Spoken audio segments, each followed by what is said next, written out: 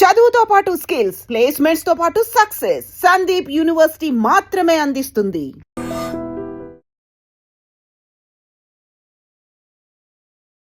నమస్తే, నేను Kavitha. Welcome to I dream news and నిజాలు. H1B వీసాలకి సంబంధించి ఫీజుని $15,000 నుంచి $1,00,000 పెంచిన తర్వాత అందరిలోనూ ఆందోళన మొదలైంది. అంతలోనే ఒక చిన్న రిలాక్సేషన్ని అనౌన్స్ చేసింది అమెరికా ప్రభుత్వం. L1, F1 వీసాల మీద ఉన్న వారికి పాత ఫీజు చెల్లిస్తే సరిపోతుంది అనేది. దెన్ వాట్ అబౌట్ మన దగ్గర నుంచి వెళ్దాం అనుకుంటున్న వాళ్ళకి పాతది కాకుండా కొత్త ఫీజునే వర్తింపచేస్తామని. యాక్చువల్గా ఈ కొత్త ఫీజు అనేది ఎంతకాలం ఉంటుంది? ఛాంబర్ ఆఫ్ కామర్స్ కోర్టు మెట్లెక్కింది. అక్కడి నుంచి తీర్పేమొస్తుంది? అమెరికా ఏమన్నా మళ్ళీ పాత ఫీజునే వసూలు చేయబోతోందా? ఏం జరగబోతోంది? మనతో పాటుగా ఉన్నారు సీనియర్ జర్నలిస్ట్ సురేష్ కొచ్చతిల్ గారు. సార్ నమస్తే. H1B వీసా అనగానే చాలా ఒక డాలర్ డ్రీమ్స్ కనిపిస్తాయి, మన ఫ్యూచర్ అంతా మన ఎదురుగా కనిపిస్తుంది. సడన్గా అన్ని షార్టర్ అయిపోయాయి. $15,000 కాదు $1,00,000 చేసిన తర్వాత. బట్ ఈరోజు వచ్చినటువంటి చిన్న రిలాక్సేషన్ ఎవరికి ఇస్తున్నారు? క్లారిటీ అనేది కావాలి అంటే ఏం చెప్తారు సార్? ఫస్ట్ ఆఫ్ ఆల్ మనం H1B అనేది మనం అర్థం చేసుకోవాలి ఏంటనేది. H1B వీసా ఒక ఎంప్లాయ్మెంట్ వీసా లాగా చూసుకోవచ్చు మనం. అది ఎందుకు తీసుకొచ్చి జార్జ్ బుష్ టైంలో తీసుకొచ్చారు, ప్రెసిడెంట్ బుష్ ఉన్నప్పుడు. బేసిక్లీ అమెరికాలో స్కిల్ సెట్స్ లేదు. అట్లాంటి స్కిల్ సెట్ లేనప్పుడు బయట నుంచి మనం తెచ్చుకోవాలని చెప్పి H1B వీసా పెట్టారు. సో ఆర్గ్యూ చేస్తున్నప్పుడు, పెటిషన్ ఇస్తున్నప్పుడు for applying for visa, we're arguing that this particular skill ఏదైనా ఉండొచ్చు. For example robotics, high end రోబోటిక్స్లో ఈ స్కిల్లో యూఎస్లో ఎవరు లేరు, విచ్ ఇస్ అబద్ధం. ఉంటారు కానీ కంపెనీలు ఏమంటారు, that guy is not good enough. ఎందుకంటే అక్కడ కూడా మంచి కాలేజీలు ఉన్నాయి కదా, మన వాళ్ళు అక్కడే చదువుకుంటారు కదా, అక్కడ MITs ఉన్నాయి, అన్నీ ఉన్నాయి. మరి మీరు అంటారు అక్కడ స్కిల్ లేదంటారు. కానీ అప్పుడు ఉండే 1990 they had an issue. In fact the US science foundation అనుకుంటే ఎవరో వాళ్ళకి సర్వే కూడా చేశారు. 160,000 మంది మాకు తక్కువ ఉన్నారు స్టెమ్ ఫీల్డ్లో, science, technology, engineering and maths. బయట నుంచి తీసుకురావాలి. That is how the H1B started. దీంట్లో మనో తప్పు కూడా ఉంది. టెక్నికల్ ఏంటంటే వీఆర్ రీప్లేసింగ్ అన్ అమెరికన్ వర్కర్కి వచ్చే అదే జీతం మన ఎంప్లాయీకి ఇవ్వాలి. ఫర్ ఎగ్జాంపుల్ అమెరికన్ వర్కర్కి $120,000 ఒక సంవత్సరానికి ఇస్తూ కావాలి. US mean is around $80,000 to $100,000 మీకు తెలిసింది యావరేజ్ వేజ్. 120,000 అని పెట్టుకుందాం. అంటే మీరు ఇక్కడి నుంచి మన దేశం నుంచి తీసుకెళ్ళే H1B వర్కర్ని you have to pay the same amount. కానీ చేయరు. 50,000 60,000తో పని నడిపించుకుంటారు. That is idea behind it. వాళ్ళకి కాస్ట్ తగ్గించాలి, స్కిల్ ఉండాలి ద సేమ్ టైం. ఇది కంటిన్యూ అయినే పోతున్నాయి. Actually it meant for a limited time, కానీ ఇది నాన్ ఎండింగ్గా వెళ్ళిపోయింది అనమాట. ఒక టైంకి వచ్చినప్పుడు ఏమైందంటే, ఇప్పుడు ప్రెసిడెంట్ ట్రంప్ ఎలక్షన్ క్యాంపెయిన్లో కూడా మాట్లాడుతున్నప్పుడు ఇదే అన్నారు, మా అమెరికన్ ఎంప్లాయీస్కి, మా అమెరికన్ స్టూడెంట్స్కి వాళ్ళు చదువుకున్న తర్వాత వాళ్ళకి ఉద్యోగం రావట్లేదు, మా దగ్గర పనిచేసే ఎక్స్పీరియన్స్ ఉన్న వాళ్ళకు కూడా ఉద్యోగం రావట్లేదు. అంటే వాళ్ళకి ఎందుకు ఇట్లా ఉద్యోగం దొరకలేదు? దాని మెయిన్ రీజన్ ఇస్ బయట నుంచి ఎంప్లాయీస్ని తీసుకొస్తున్నారు, భారతదేశం నుంచి, చైనా నుంచి, మిగతా దేశాన్ని తీసుకొస్తున్నారు. మా వాళ్ళకేమో ఉద్యోగం లేదు. So it's a genuine cost, దాంట్లో డౌట్ ఏం లేదు. ఎందుకంటే మీరు ఒరిజినల్ H1B ఫిలాసఫీ మీద చూస్తే మనం తప్పులు చాలా మనమని కాదు, తీసుకెళ్తున్న కంపెనీలు కూడా. దీనికన్నా ముందు కూడా కవిత గారు నేను చెప్పాను, టాప్ 10 2025లో H1B, ఎందుకంటే ఇప్పుడు H1B లేదు, నెక్స్ట్ స్ప్రింగ్లో వస్తుంది, 2026లోనే ఉంది నెక్స్ట్ స్లాట్. ఈ 2025లో అప్లై చేసి వీసా వచ్చిన వాళ్ళకి చూస్తే టాప్ 10 కంపెనీస్లో ఒకటే ఇండియన్ కంపెనీ ఉంది, TCS అట్ నెంబర్ 3. మిగతా కంపెనీలు 8 కంపెనీలు సాఫ్ట్వేర్ కంపెనీ, అంటే 7 కంపెనీలు software including TCS. Last 2 companies are retail companies, target and Walmart. వాళ్ళైతే IT ఇంజనీర్లు తీసుకురారు కదా, వాళ్ళకి కావాల్సింది ఏమిటంటే మేనేజర్స్ లాంటి వాళ్ళు కావాలి వాళ్ళకి. ఇది కాకుండా ఈ H1B అనేది ఇంకొక కేటగిరీ కూడా అప్లై అవుతుంది. ఇంకొకటి కాదు, చాలా కేటగిరీస్కి. Doctors, nurses, priest, Indian Catholic priest అంటే మన చర్చ్కి ఉన్న ప్రీస్ట్, అండ్ నన్స్. ఈ 4 కేటగిరీలు తక్కువ ఉన్నారు USలో. సో వాళ్ళు ఏం చేశారంటే ఇక్కడి నుంచి తీసుకెళ్లారన్నమాట, మన దేశం తీసుకెళ్ళినప్పుడు I think around 2,000 somewhere there is a problem. జల్దీ ఖతం అయిపోతుండే H1B, ఇంతమంది తీసుకెళ్తున్నప్పుడు కోటా అయిపోతుండే. దాన్ని ప్రివెంట్ చేయడానికి ఏం చేశారంటే అక్కడున్న హాస్పిటల్ సెక్టర్, మళ్ళీ క్యాథలిక్ సెక్టర్ వాళ్ళు, అంటే అమెరికాలో మోస్ట్లీ క్యాథలిక్స్ కన్నా ఎక్కువ వాళ్ళు బ్యాప్టిస్ట్ ఉంటారు అక్కడ. సో ఎనీవే సేమ్ డినామినేషన్ అనుకోండి వాళ్ళది. వాళ్ళు లాబీ చేసి ఈ H1B నుంచి తీసేశారు ఈ కేటగిరీని. This is a non quota category. ఎంతమందినని మీరు తెచ్చుకోవచ్చు డాక్టర్లని, ఇండియా నుంచో ఎక్కడి నుంచైనా, no limit. Versus H1B has a limit per year. ఇది కంటిన్యూ అయిపోతున్నప్పుడు ఒక స్టార్ట్కి వచ్చినప్పుడు ఇన్ఫ్యాక్ట్ డ్యూరింగ్ ద క్యాంపెయిన్ మీకు గుర్తుంటుంది ఏదో clash between Trump and Elon Musk. Elon Musk ఏం చెప్పారంటే H1B నుంచి వచ్చిన వాళ్ళే మన దేశాన్ని ఇట్లా తయారు చేశారు, మీరు వాడిని ఆపేస్తే మన దేశంలో ఇన్నోవేషన్ ఆగిపోతుంది. Good point. ఇప్పుడు అదే జరగబోతుంది. ఇప్పుడు ఏమవుతుందంటే ఇప్పుడు ఏం చెప్తున్నారు ట్రంప్, కాదు $1,00,000 పెట్టాలి మీకు కావాలంటే, అంటే అంత ఎక్సెప్షనలీ స్కిల్డ్ మనిషి ఉండాలి వాళ్ళు.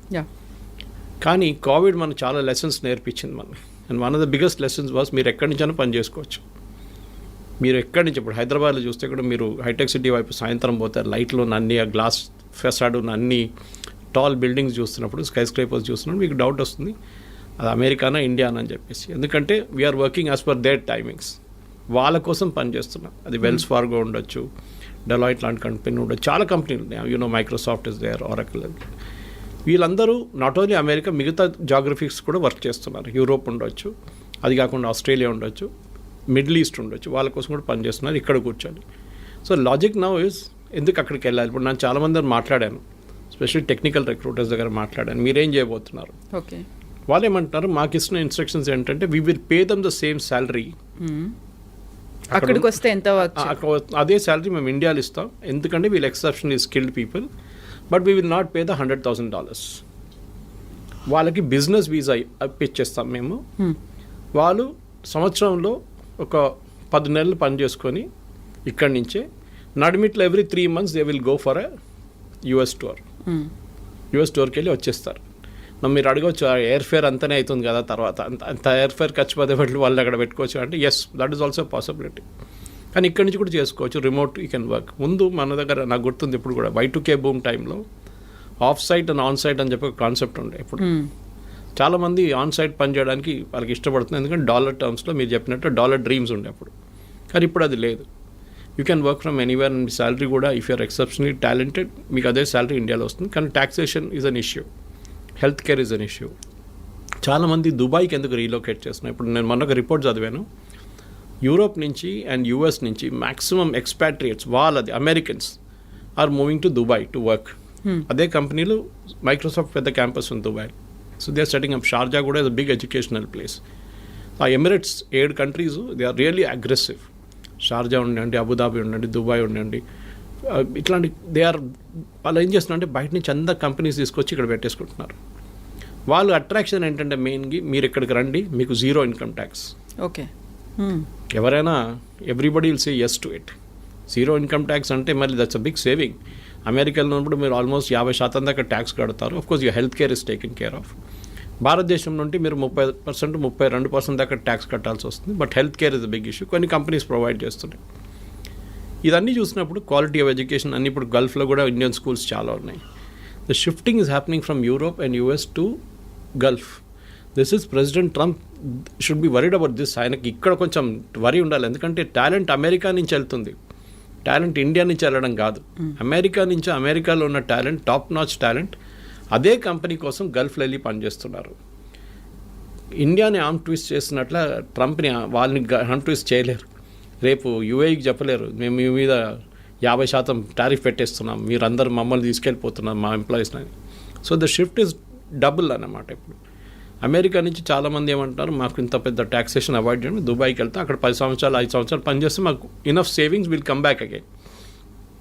కానీ ఇప్పుడు కొత్తగా ఒకటి ఇవాళ పొద్దు నుంచి కనిపిస్తుంది ఈ న్యూస్, L1 అండ్ F1 వాళ్ళకి ఈ $100,000 పడదు, వాళ్ళకి they don't need to pay for it అన్నారు.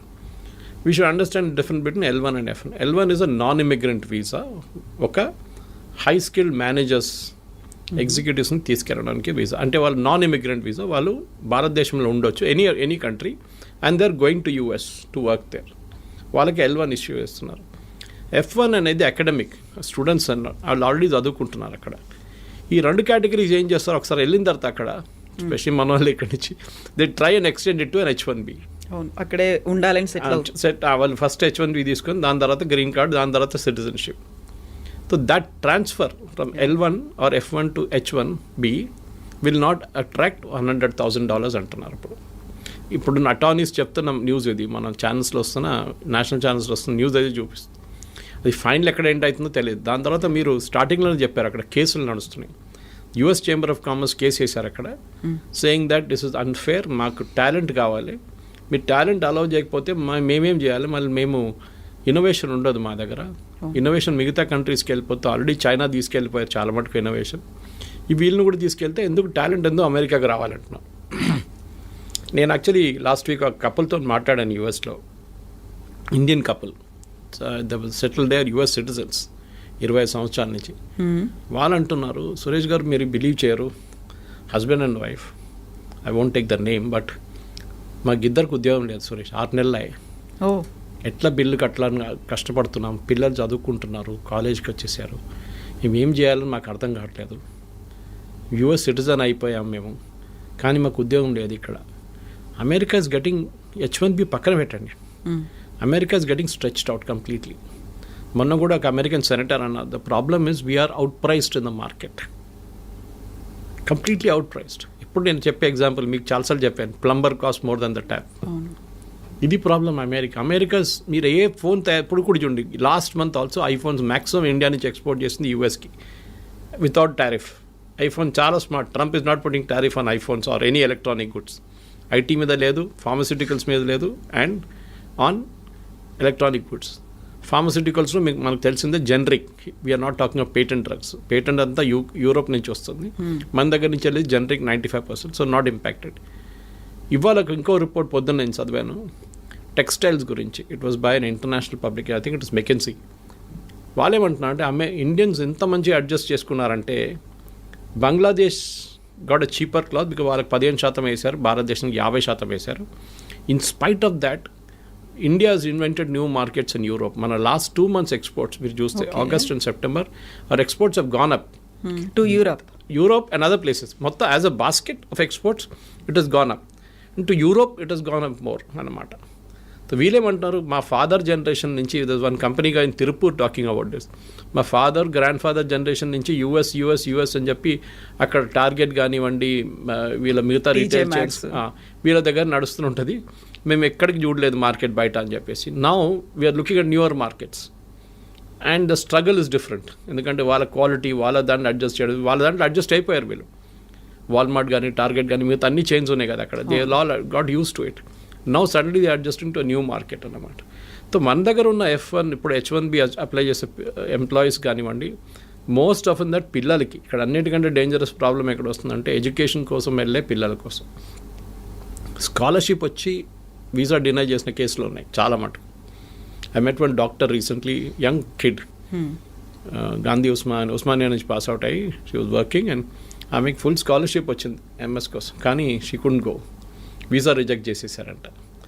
ఇక్కడ చెప్పాల్సింది ఏంటంటే మెయిన్గా వీసా ఎందుకు రిజెక్ట్ చేస్తున్నారు, ఒకటి నో రీజన్, ఏ రీజన్ కూడా చెప్పట్లేదు, వాళ్ళ రీజన్ ఇస్తున్నారు, that reason is very very obscure. Second, మీ సోషల్ మీడియా హ్యాబిట్స్ చెక్ చేస్తున్నారు వాళ్ళు, ఫుట్ ప్రింట్స్ ఏమున్నాయి డిజిటల్, మీరు డిలీట్ చేస్తే కూడా వాళ్ళు పట్టుకుంటారు. డిలీట్ చేయడం ఇంకా డేంజరస్.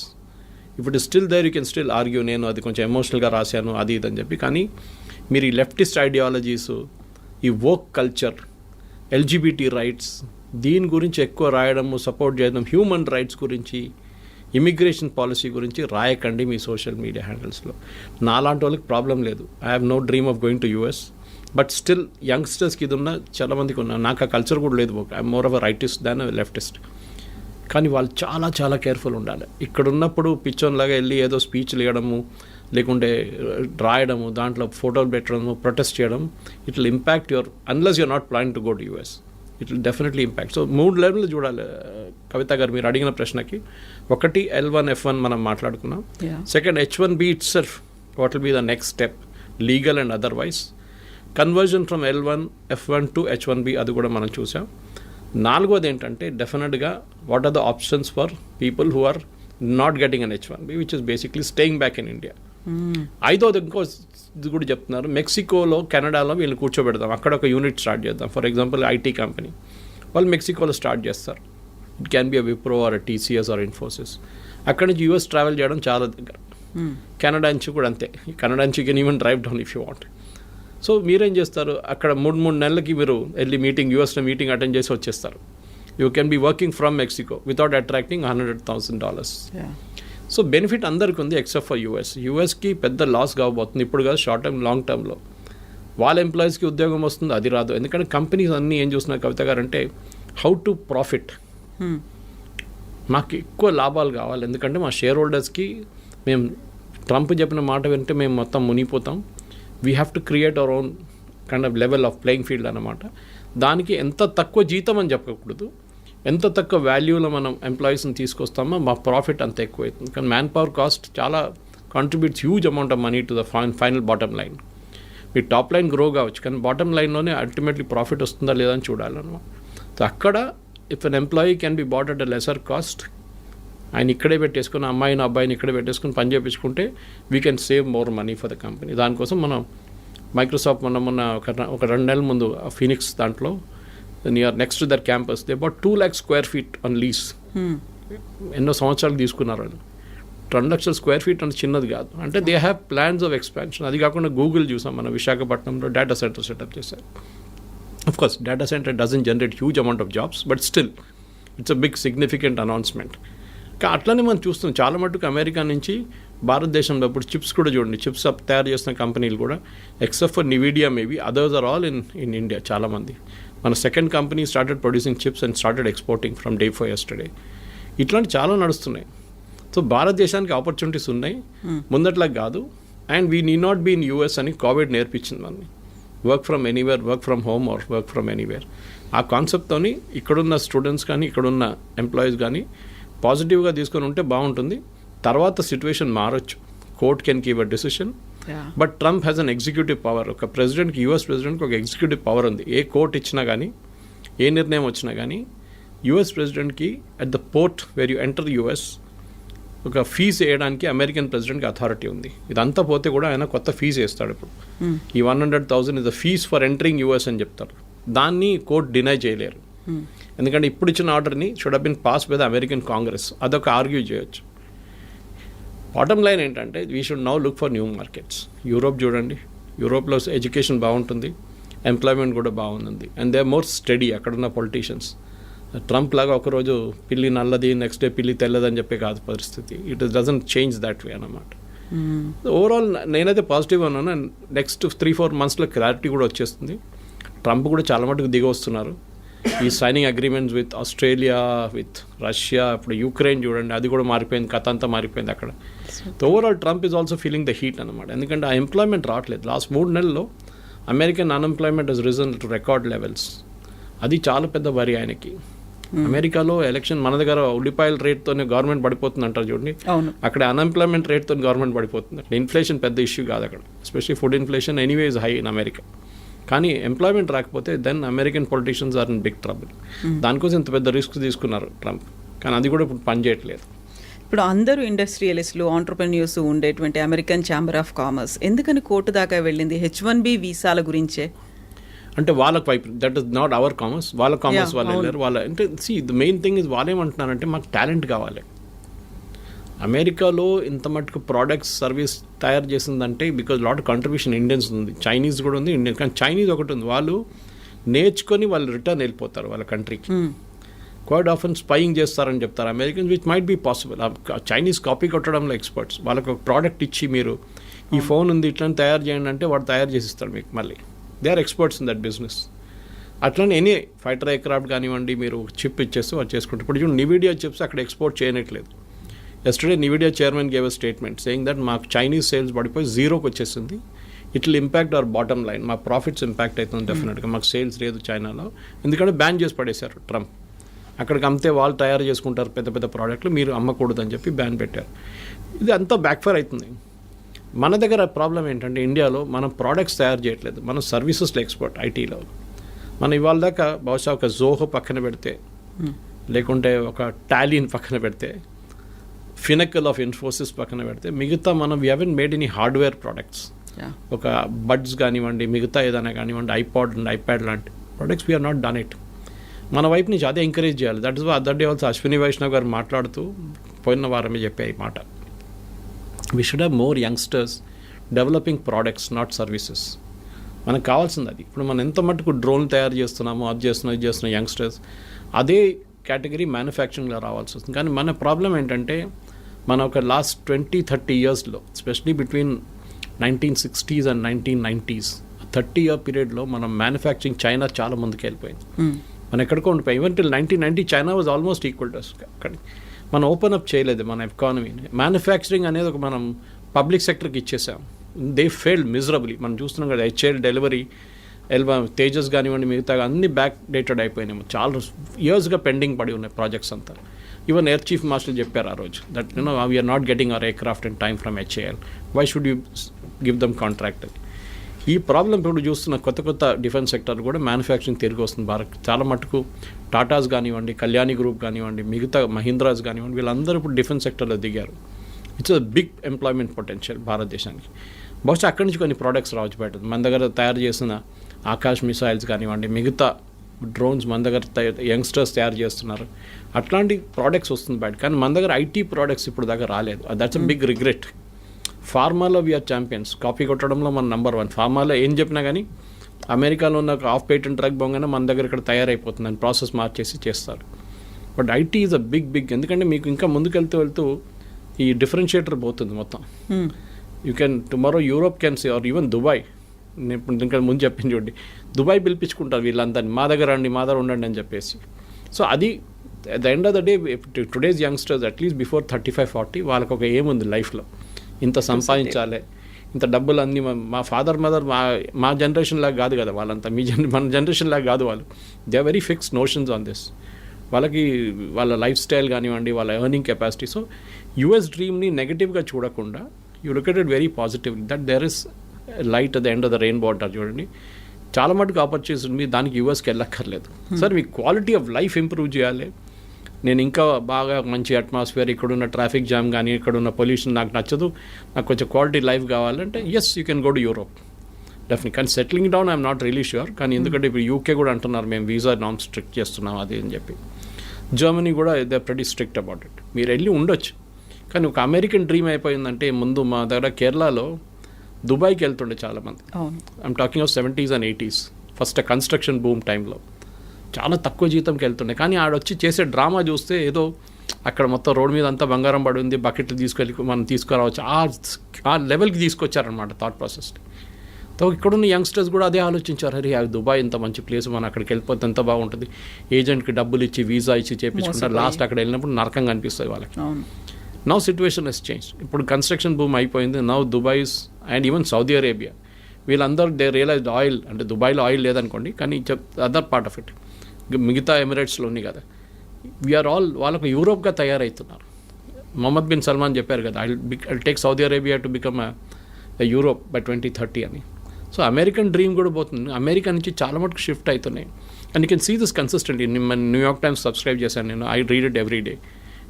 ఎన్ని బిజినెస్ షిఫ్ట్ అయిపోతున్నారంటే అమెరికా నుంచి చైనా మ్యానుఫ్యాక్చరింగ్ మొత్తం తీసుకెళ్ళిపోయింది.